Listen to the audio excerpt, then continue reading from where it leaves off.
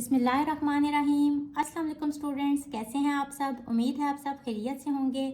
हम कर रहे थे एक्सरसाइज नंबर 9.5 और हम इसके फर्स्ट 4 क्वेश्चन सॉल्व कर चुके हैं। तो आज के लेक्चर में हम स्टार्ट करेंगे क्वेश्चन नंबर 5। लेक्चर स्टार्ट करने से पहले जिन स्टूडेंट्स ने मेरे चैनल को सब्सक्राइब नहीं किया वो जल्दी से मेरे चैनल को लाइक करें, सब्सक्राइब करें, बेल आइकन को प्रेस कर दें ताकि हर न्यू आने वाली वीडियो का नोटिफिकेशन आपको मिलता रहे। इसके अलावा अपने फ्रेंड्स एंड फैमिली के साथ मेरे चैनल को शेयर भी कर दें। तो स्टार्ट करते हैं। Question number 5 is find the exterior angle of a regular polygon of 5 sides. हमें n की वैल्यू गिवन है 5 और हमने एक्सटीरियर एंगल फाइंड करना है। As we know that exterior angle का क्या फॉर्मूला है। एक्सटीरियर एंगल इक्वल होते हैं 360 डिवाइडेड बाय n के, और n की वैल्यू 5 गिवन है। वैल्यू पुट कर देंगे, ये आ जाएगा 5 7 35, 5 2 10, 72 डिग्री। तो ईच एक्सटीरियर एंगल कितना होगा, 72 डिग्री का। ये याद रखें कि अगर हमने sum of all exterior angles find करना हो तो इसका फॉर्मूला होता है 360 डिग्री, और अगर हमने ईच एक्सटीरियर एंगल फाइंड करना हो तो उसका क्या फार्मूला है, 360 डिवाइडेड बाय n। इसी तरह अगर हमने इंटीरियर एंगल फाइंड करना हो, ईच इंटीरियर एंगल यानी कि एक एक इंटीरियर एंगल, तो उसका क्या फार्मूला है, n-2 into 180 divided by n। और अगर हमने sum of all interior angles find करना हो तो इसका क्या फार्मूला है, ये n यहाँ से ख़त्म हो जाएगा, n-2 इंटू 180। इसके सेकंड पार्ट में नंबर ऑफ साइड्स गिवन है 9 और हमने फाइंड करना है एक्सटीरियर एंगल। इसका फार्मूला लिखेंगे, एक्सटीरियर एंगल इक्वल होता है 360 बाय n के। n है 9 तो 360 by 9 which is equals to 40 degree. So this is our answer.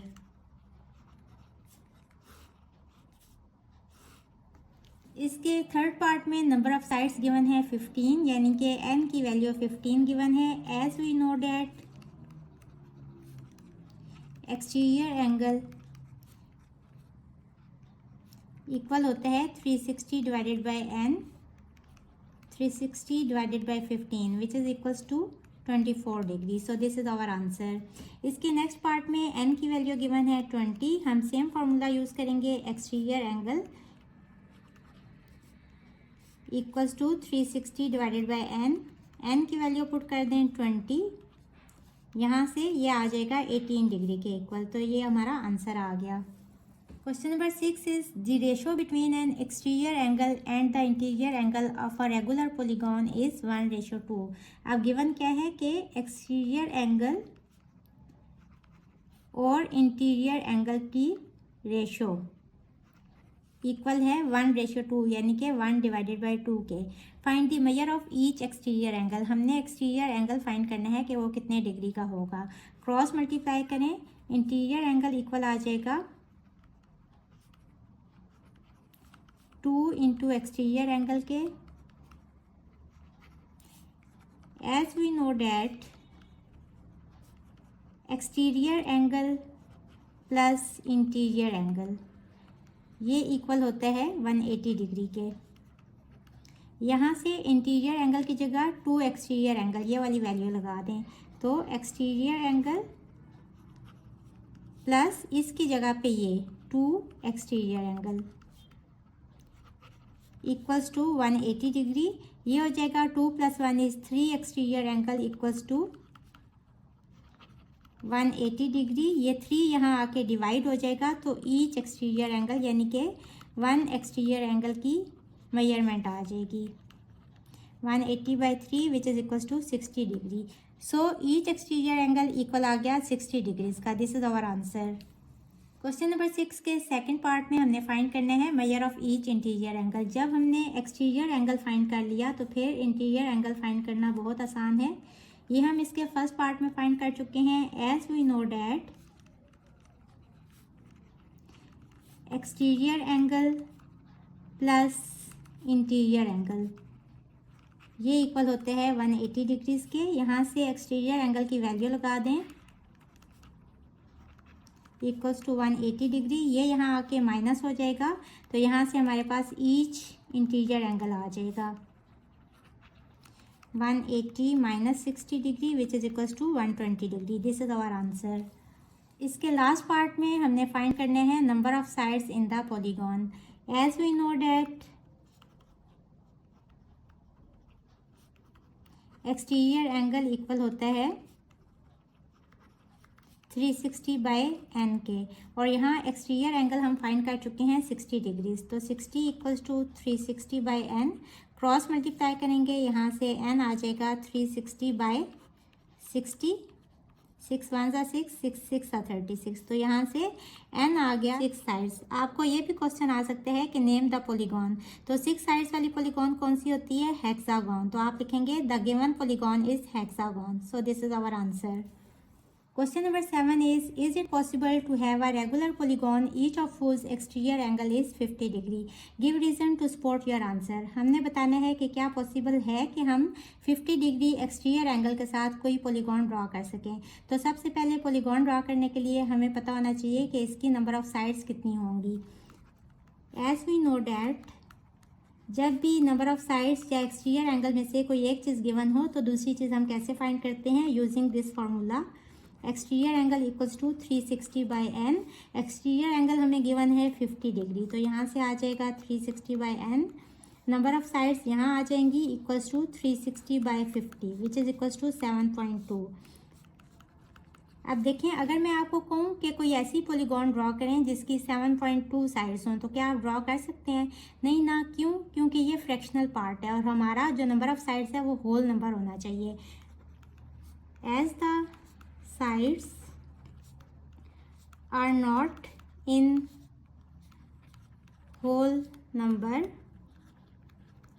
or in integer, so it is not possible to draw any polygon having 7.2 sides. अब अगर आप यहाँ से देखें, हम नंबर ऑफ साइड्स कैसे निकालते हैं? इक्वल्स टू 360 और एक्सटीरियर एंगल नीचे आ जाएगा, 360 ऊपर आएगा और एक्सटीरियर एंगल नीचे आ जाएगा। अब देखें, अगर मैं कहती हूँ कि सपोज एक्सटीरियर एंगल है 40 डिग्री का, तो यहाँ से नंबर ऑफ साइड्स कितनी आ जाएंगी?